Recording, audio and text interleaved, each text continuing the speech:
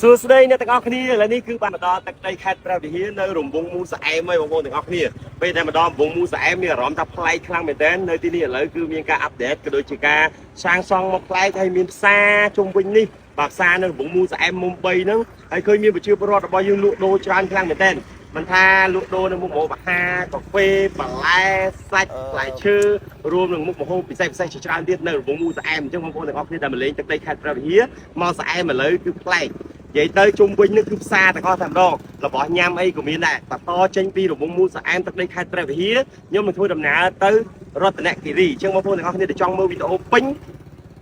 ទេសចរតាមខេត្តក៏ដូចជាតាមស្រុកកុំភ្លេចចូលទៅ like page ពីជេតាដា vlog មួយទៀត subscribe ទៅ YouTube ផងទស្សនវិជ្ជានៅរង្វង់មូសអែមនេះគឺស្រស់ស្អាតខ្លាំងណាស់ឥឡូវយើងទៅជួបគ្នានៅរតនគិរីបន្តទៀតបាទនេះស្ដាយចំហ្មង